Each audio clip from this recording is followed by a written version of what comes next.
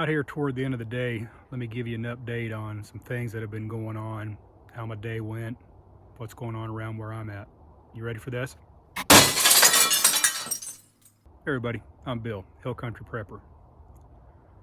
So I had to run down to town, I guess, 3 times today. Twice to Lowe's, once to the Home Depot. And I still didn't get everything that I needed. Trying to get a hose bib for the outside of our house up here, where the garden hose screws onto. For some reason, when they built this house, they installed a fine thread compression, 1/2 inch threaded, which you gotta order it. The only place I could find it was Amazon. Home Depot, the Lowe's didn't have it. And like I said, I was into town 3 times already this morning. But anyway, thank God for Amazon, they had it. Bad thing about going into town that many times, they got the highway over here tore the F up. It is a nightmare, and they ain't got signs telling you which way to go. They got left turns that are going up over this way where it looks like you're going into traffic, and then if you're going to go straight, you got to veer to the right. And they got this death curve turnaround just right up over here.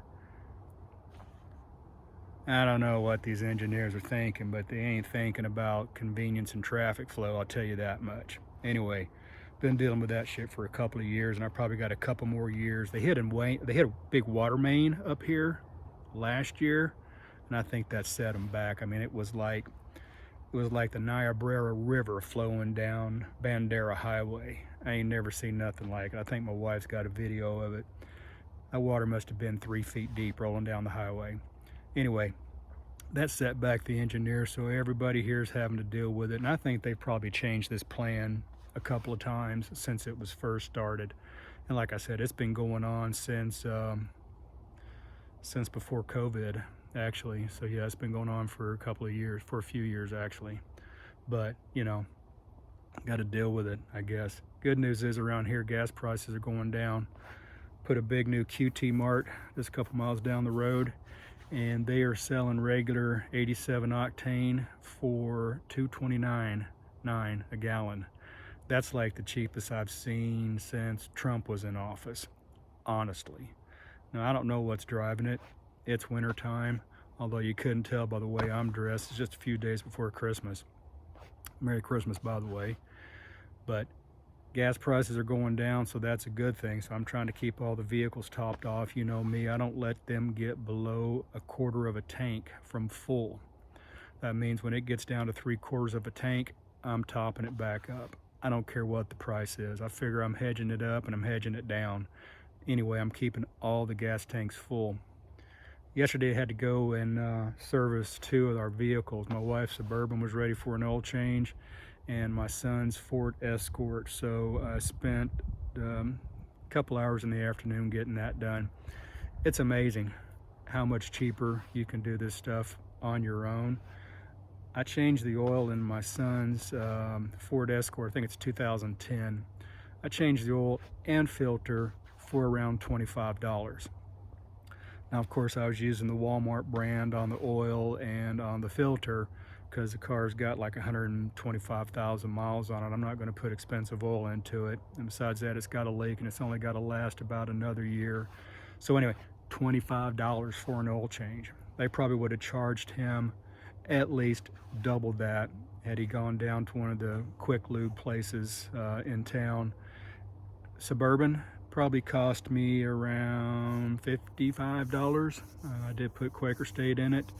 It is a brand new vehicle, so I got a better oil filter and a little bit, what I consider to be a little bit better oil. So about $55. I know for that one, it probably would have cost me closer to $80 if I would have took it in to a quick lube, and God forbid I take it into the dealership. I don't know what they would charge me, but it would not have been friendly. So if you do things yourself and it's not that hard, Like I was telling my son, I showed my son how to change the oil on his Escort. I'm sorry, it's not an Escort, it's an Escape. I showed him how to change the oil on his Escape, and I said all you really need is a filter wrench, which you can pick those up anywhere, and a 15 millimeter open-ended box wrench. That's really all you need in a drain pan. And of course, I use floor jack, so I jack it up, but I've been known to run these up on the curb and do it right there in the street when push comes to shove. So you really don't need a whole lot of tools. It's real easy to do. It don't take that long. It probably takes longer to jack the thing up and set the radio station right and do all the stuff that getting ready to do than it does to drain the oil and pop the filter off and refill it. It's quick and easy. Plus it saves such a buttload of money. So that's why I think it's important to do that. Health update. I just recently returned from Europe a week ago. I had to go over there. I do lead a team that operates out of our London office. So I hadn't seen them since 2019, since the fall of 2019. So they were due for a visit. I've had some staff turnover, so I had to go over there and meet the new staff. And it was just a quick trip, but it was good. It was a good trip, good visit, good to see the people. I really don't like going to London. I've gone to London, I've lost count how many damn times. I just don't like going to London. It's a big city. There's freaking people everywhere. There's crime everywhere. I just don't like it. But had to go, had a good visit with all my people, which was good. Only had to ride the tube a couple of times, and I think that's where I picked up a bug. I don't know if you ever ridden on a subway, but you're like packed in, literally like that, on a busy subway, and that's how the London tube system is. Picked up something, brought it home. I still kind of got it in my chest, but I'm okay. I take my vitamins, and I normally get a bad bronchitis type head cold. I think the last time I got something real similar was probably back in 2022, so maybe a little over a year ago. Yeah, no, it's longer than that. I think it was in 21. So it's been a couple of years. But anyway, I'm all good. Getting over it. It had me down for about 3 solid days where I was really, really puny. But I'm all good. I take my vitamins, I eat good, pretty freaking healthy for a man of my age, so no complaints there. One thing I'm working on, I'm out here by my pallet stack again, and I've been breaking up some of these pallets, and I'm looking for some ideas on what you think I should do with some of this pallet wood. So if you guys have any suggestions, why don't you go ahead and leave them down there in the comments and let me know what you think I should do with this pallet wood. Now, I've got a couple of ideas myself, but I'd like to hear what you have to say. Let me know. I'm open to ideas. Now, of course, I talked about building a pallet shed, and problem with that is I had a big tree here fall down last spring, actually right in the way where I was going to put the pallet shed. So we've kind of put that on hold.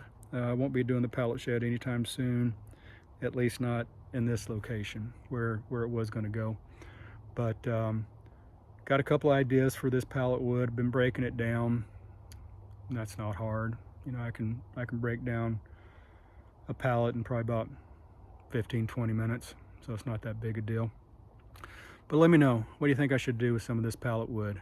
Now, I want to know if you're getting value out of this content. Why don't you go ahead and give it a thumbs up. If you're not a subscriber, go ahead and subscribe right now. Be sure and ring that notification bell. That way, every time I upload some new content, you will get notified. Guys, just want to kind of give you a quick update on what's been going on. That's how my day is. It's a beautiful day here in the Texas Hill Country for middle of December. Freaking 70 degrees. Gotta love it. Anyway, that's what I got. Merry Christmas. Have a blessed day.